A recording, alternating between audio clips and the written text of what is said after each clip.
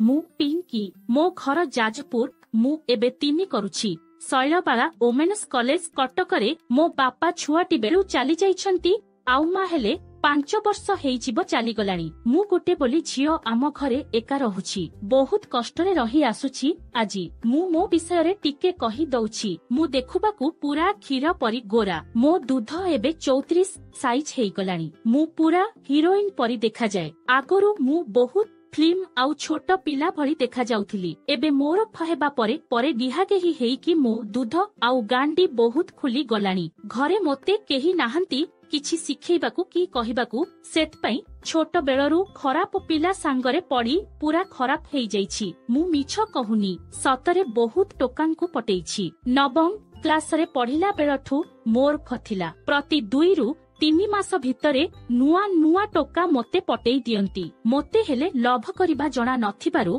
जिए पटेइला ताकू लभ करि चले मु बहुत धनी धनी पिलांकू हेले बनेइछि परे परे मु बहुत कष्टरे मोर संपर्कीय मानक पई कॉलेज पढ़िली किंतु मोते बहुत टोका लाइन मारिबा कारणरू मु पटी जाए हेले किए कोन मु न जानी आगो ता सह मिसी जाए कॉलेज समय रे मोते बहुत पैसा दरकार होथिला सेथि पई मु गोटे पैसा वाला टोका खोजुथिली मु सबु बेले भाबु थाए मोते जिए बाहा हेबो केवल मु टाकू गेहिबाकू देबी दूध खाइबाकू देबी आउ लंगड़ा हेइकी मोर सबु देखैबी मु आगरु बहुत टोका को पटेइथुली सत किंतु काहा सह हेले सेक्स करि नथुली एबे मोर 3 चलिछि एबे मोते 6 जण गेही सारिछंती मु प्रथमे भाबुथुली केवल जिए मोते बाहा हेबो केवल ता सह गिहा केही हेबी आउ सिए मोर प्रथमे करी सिल खोलिबो किंतु मु किछि जानि पारिलिनी प्रथमे पुओ को भलो पाइथुली 2 समय रे से मोते बाहा हेबो बोली कथा देला मु सेइठु ता सह सबु करिबाकू राजी हेली से मोते 2 थर गेहिछि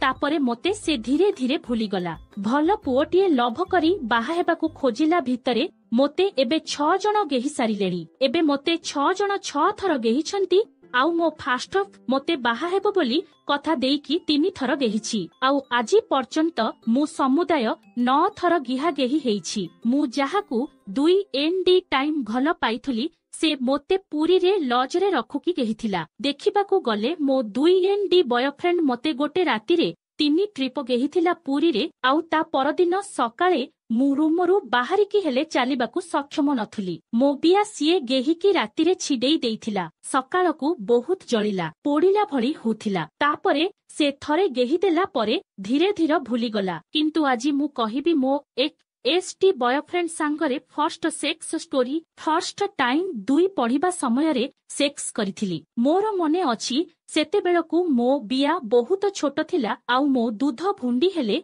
गोजिया हेइकी फुलिकी थिला किंतु मो दूध कसी कमला भलिया हेइथिला मोर 2 समय रे प्रणय बोली जणे आम कॉलेज रे सीनियर टोका को मु भलो पाइथिली एमिति 8 मास हेबो से मोते भलो पाइला तांकर टिके धनी घर लोक से मो पाई से समय रे mobile earphone power bank smart watch किनी देइथिला मु से समयरू से प्रणय को ही बाहा हेबी बोली भाबी नेइथिली एमिति आमे बहुत फोन रे कथा हो कॉलेज रे देखा करू प्रणय मोते किस करे धीरे धीरे आम भलो पाइबा गिह गेही ऊपर को गला आमे फोन रे कथा हेला बेले आमर केतोटा छुआ हेबो आमे केमिति करिबा मासकू केते थर गिहा गेही हेबा ए सब फोन रे कथा हो फोन रे मु मोर दूध फोटो उठेई की हेले प्रणय को पठेइछि से मोते मो देहर सबु फोटो दूध को आरंभ करिकी गांडी आउ बिया को मेलेई की हेले फोटो पठेइबा को कहिथिला आउ मु हेले पठेइछि मोते से वीडियो कॉल रे बिया मेलेई की देखैबा को कहे आउ बिया रे आंगुठी पसेई की फिंगरिंग करिबा को कहे आउ मु करिछि हेले दिने एमिति कथा हेबा भितरे प्रणय मोते गिहा गेही हेबा को कहिला मु किंतु सेस्पुकु मना करुथुली मु सबु बेले कहुथुली कि बाहाघर हेई जाऊ तापरे जेते गेहिबो मु देबी से किंतु मोते बुझेई गेहिबा पई पड़िबो जेमिति हेले बोली कहिला मझिरे मझिरे रागी जाए हेले मोते प्रणय भली पिला आउ मिलिबनी बोली मु सबु बेले ता कथा हेले सुने एमिति दिने आम भितरे गिह गेही हेबु बोली फाइनाल हेला मोते किंतु भय लागुथिला कारे गेही देला परे ମୋତେ ଛାଡ଼ିକି ପଳେଇବ ବୋଲି। ତଥାପି ମୁଁ ବହୁତ ଦିନ ପରେ ରାଜି ହେଲି। ସେ ସେଇଠୁ ତାଙ୍କ ଘରକୁ ମୋତେ ଯିବାକୁ କହିଲା। ମୁଁ ମନା କରି କରି ଲାଷ୍ଟକୁ ସେଇଠୁ ତାଙ୍କ ଘରେ ଯୋଉଦିନ କେହି ନଥିଲେ ବାଧ୍ୟ ହେଇକି ଗଲି। ତାଙ୍କ ଘର ଟିକେ ଅଲଗା ଜାଗାରେ ହେଇଛି। ସେଇଠି ବେଶୀ ସାହି ପଡ଼ିଶା ସେତେ କେହି ନାହାନ୍ତି। ପ୍ରଣୟର ବାବା ବୋଉ ଘରେ କେହି ନଥିଲେ। ମୋତେ ସେଦିନ ସନ୍ଧ୍ୟାବେଳକୁ ସେ ଆସିକି ନେଇକି ଗଲା ବାଇକରେ। ଆମେ ଦୁଇଜଣ ସେଦିନ ରାତିରେ କବାଟ ବନ୍ଦ କରି ଦେଇକି ତାଙ୍କ ଘରେ ରହିଲୁ। ତାଙ୍କ ଘର ବହୁତ ମସ୍ତ ଥିଲା। ଆଉ ମୁଁ ଦେଖୁକି ଖୁସି ହେଇଗଲି। କାରଣ ଏମିତି ଘରେ ମୁଁ କେବେ ହେଲେ ରହିନଥିଲି ଆଗରୁ। ପ୍ରଣୟ ଯାଇକି ଚିକେନ ରୋଲ ଆଣିଲା। ଆମେ ଖାଇକି ସେଦିନ ଗୋଟେ ବେଡରୁମରେ କବାଟ ବନ୍ଦ କରିକି ଶୋଇଲୁ। ମୋତେ ସେଦିନ ବହୁତ ଭୟ ଲାଗୁଥିଲା କାଳେ ତା ବାବା ବୋଉ ପଳେଇ ଆସିବେ ବୋଲି। ଯେମିତି ରାତି 11:30 ହେଲା ମୋ ଭୟ ଟିକେ କମିଲା। ଆମେ ଦୁଇଜଣ ଲାଇଟର ପ୍ରଥମ ଗିହାଗେହି ହେଲୁ ସେଦିନ। ପ୍ରଣୟର ମୋର ଲାଇଟ ବନ୍ଦ କରିଦେଇଥିଲୁ। ଆଉ ସେ ପ୍ରଥମେ ମୋ ଉପରେ ମୋତେ କୁଣ୍ଢେଇକି ଧରିକି ଶୋଇଲା। ମୋତେ ସଲସଲ ଲାଗୁଥିଲା ସେତେବେଳକୁ। ମୋ ଦେହ ଯୌବନ ବହୁତ କୋମଳ ଥିଲା। ବିୟାର ସାଇଜ ତ ବହୁତ ଛୋଟ ଥିଲା କାରଣ ସେତେବେଳେ ମୋତେ 16 ବର୍ଷ ହେଇଥିଲା। ଆମେ ଦୁଇଜଣ ଏମିତି ଶୋଇକି ଗଡ଼ିଆ ତଡ଼ିଆ ହେଇକି ପ୍ୟାଣ୍ଟ ଚଡ଼ି ଖୋଲି ଦୁହେଁ ରଙ୍ଗଳା ହେଇଗଲୁ। ତାପରେ ପ୍ରଣୟ ମୋବାଇଲର ଟର୍ଚ୍ଚ ଜଳେଇକି ମୋ ବିୟାକୁ ମେଲେଇକି ବିୟାର କଣା ଦେଖଲା। ମୋ ବିୟାର କଣା ଫିଟିଛି କି ନାହିଁ ଦେଖୁଲା। ତାପରେ ସେ ଆଙ୍ଗୁଠିରେ ମୋ ବିୟାକୁ ଧୀରେ ଧୀରେ ସଲସଲ କରିଲା। ମୋତେ ସେ ସମୟକୁ ବହୁତ ଲାଜ ଲାଗୁଥିଲା କାରଣ ସେ ମୋଠୁ ବୟସରେ 4 ବର୍ଷ ବଡ଼ ହେବ।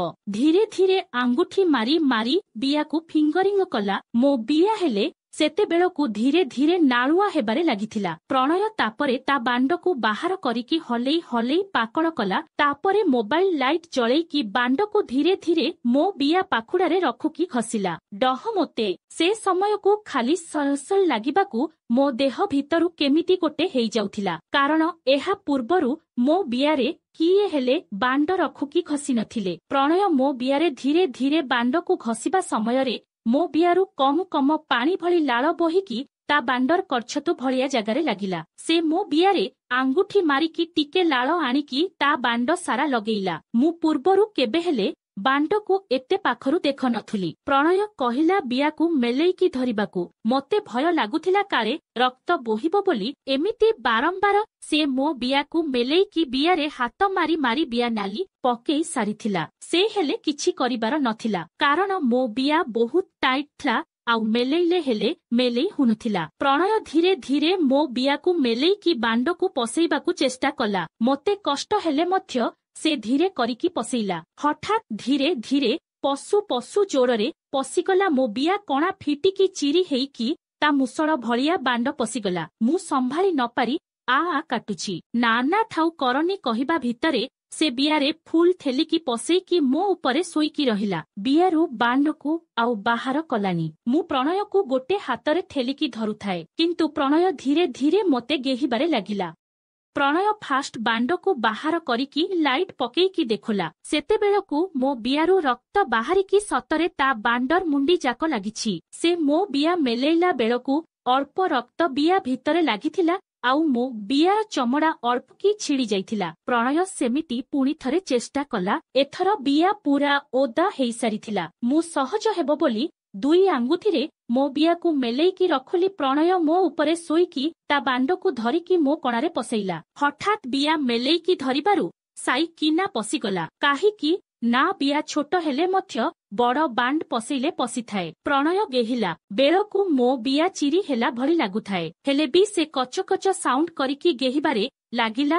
2 ମିନିଟ ହେବ ଠିକ ସେ ଗିହାଗେହି ହେଇନୁ ପ୍ରଣୟର ବୋହିଗଲା। ସେ ତରତର ହେଇକି ବିୟାରୁ ବାଣ୍ଡକୁ ବାହାର କରି ପକେଇଲା। ତଥାପି ବିୟା ଭିତରେ ଅଳ୍ପ ଧଳା ଧଳା ଲାଗିଥିଲା। ସେତେବେଳକୁ ମୋ ହାତର ନଖ ବାଜି ବାଜି ତା ବାଣ୍ଡର ମୁଣ୍ଡିରେ ଥିବା କୋଳ ଚମଡ଼ା ଆଉ ମୋ ବିୟାର ପାଖୁଡା ସାଇଡରେ ଥିବା ଚମଡ଼ା ଭିତର ସାଇଡରୁ ଲାଳ ପଡିକି ଛିଡି ଯାଇଥିଲା। ମୁଁ ଯାଇକି ତାଙ୍କ ଦୋଷରୁମରେ ଧୋଇ ହେଇକି ଆସିଲି। ସେ ହେଲେ ବାଣ୍ଡକୁ ଧୋଇକି ଆସିଲା।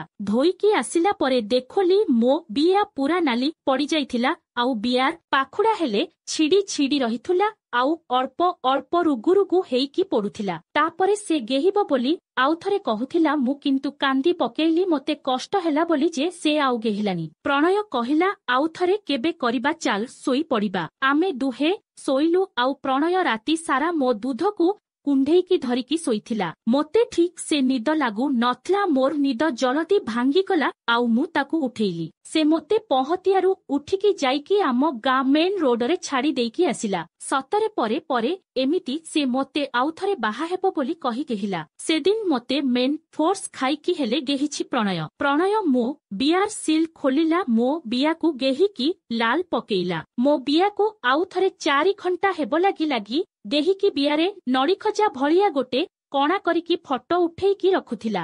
ସତରେ ପରେ ପରେ ଏମିତି ସେ ମୋତେ ଆଉଥରେ ବାହା ହେବ ବୋଲି କହି କେହିଲା। ସେଦିନ ମୋତେ ମେନ୍ ଫୋର୍ସ ଖାଇକି ହେଲେ ଗେହିଛି ପ୍ରଣୟ। ପ୍ରଣୟ ମୋ ବିୟାର ସିଲ୍ ଖୋଲିଲା, ମୋ ବିୟାକୁ ଗେହିକି ଲାଲ ପକେଇଲା। ମୋ ବିୟାକୁ ଆଉଥରେ 4 ଘଣ୍ଟା ହେବ ଲାଗି ଗେହିକି ବିୟାରେ ନଡ଼ିଖଜା ଭଳିଆ ଗୋଟେ କଣା କରିକି ଫଟୋ ଉଠେଇକି ରଖୁଥିଲା। ତାପରେ ସେ ମୋ ସହ ହଠାତ୍ ବ୍ରେକ୍ ଅପ୍ କରିକି ମୋ ନମ୍ବର ବ୍ଲକ୍ କରିକି ବାହାରକୁ କାମ କରିବାକୁ ପଳେଇଲା। ମୁଁ ହେଲେ ଆଉ କିଛି ଉପାୟ ନ ପାଇ ଆଉ ଜଣକୁ 3 ST ଇୟରରେ ଭଲ ପାଇଲି। ୟା ପରଠୁ ଏବେ ଯାଏ ମୋ ଲାଇଫରେ କଣ କଣ ଘଟୁଛି ଆଉ ଗୋଟେ ଷ୍ଟୋରିରେ ଜଣାଇବି।